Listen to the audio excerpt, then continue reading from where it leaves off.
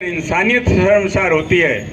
उन झगड़ों से महिलाओं की इज्जत तार तार होती है। उन झगड़ों से बच्चों के भविष्य को तकलीफ होती है। तो ऐसे झगड़े वाकई में तब होते हैं जब हम इंसानियत को छोड़ देते हैं। और जहां मणिपुर में झगड़ा हो रहा है, जो आपस में झगड़ा है, दो जातियों का झगड़ा है, रिजर्वेशन के मामले में उनका मुद्दा है, कुछ भी हो, लेकिन एक जाति दूसरी जाति पे इस तरह का हमला करे तो वो बहुत दुख की बात है। अगर हम ये बात को ना समझें कि हम पहले मानव, पहले इंसान हैं, उसके बाद हमारी जाति धर्म जो कुछ भी है, पर अगर मानवता को नहीं हम पहचान सकते और मानवता के लिए हिसाब से नहीं रह सकते तो ये शर्म की बात है। दिल तार तार हो जाता है जब वो वीडियो देखें कि दो महिलाएं नग्न परिस्थिति में, और उसके बाद सबसे खराब बात यह है कि उन महिलाओं को सरेआम घुमाया जा रहा है और जवान लड़के उन महिलाओं से छेड़छाड़ कर रहे हैं। ये सबसे ज्यादा शर्म की बात हमारे लिए है कि हमारे देश में ऐसी मानसिक विकृति के लोग रह रहे हैं। ऐसे लोगों को तुरंत सूली पे चढ़ा देना चाहिए। इतना दिल हमारा क्रोध से भर जाता है।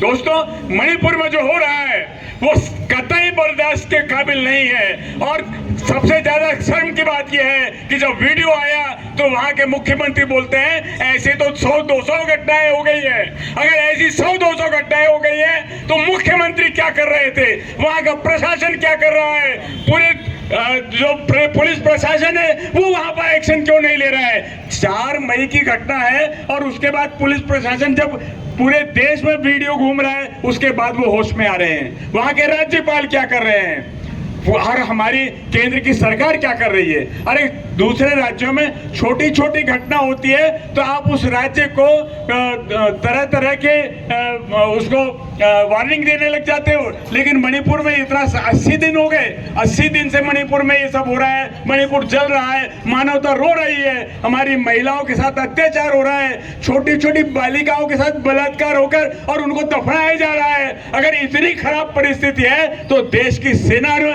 मणिपुर को अपने हाथ में लेना चाहिए।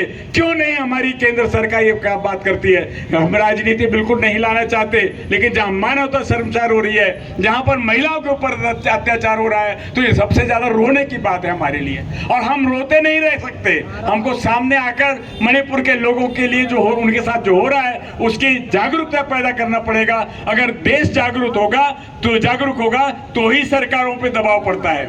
वहां सरकारें हैं, सरकार रहने के बाद भी अगर इस तरह की हरकत हो रही है तो इस हमारे लिए बहुत शर्म की बात है और मानवता शर्मसार हो रही है। ये बच्चियों ने यहाँ पर बात रखी, उन लोगों ने बताया कि कितना एक छोटा सा झगड़ा है कि एक जाति को जो रिजर्वेशन उनका नहीं था वो बाद में आके वजह पुरानी जातियों को रिजर्वेशन आदिवासी के रूप में मान्यता है, दूसरी जाति को मान्यता दी जा रही है, तो उसके ऊपर से दो जातियों में झगड़ा हो रहा है। लेकिन ये झगड़ा ऐसा इतना गंदा, ये विभत्स रूप लेता है अगर ऐसा इस तरह का झगड़ा, तो ये हमारे लिए शर्म की बात है। और ये उस वहाँ के जो लोग हैं उन लोगों को समझाने की बात है, उनको एक संदेशा जाना चाहिए कि जो भी झगड़ा होता है उसको मानवता की सीमा के अंदर करना चाहिए, उसको एक नैतिक सीमा के अंदर करना चाहिए। आपका झगड़ा अच्छा है, बोलिए, जो भी आपकी मुद्दाएं रखिए सरकारों के पास जाके बोलिए,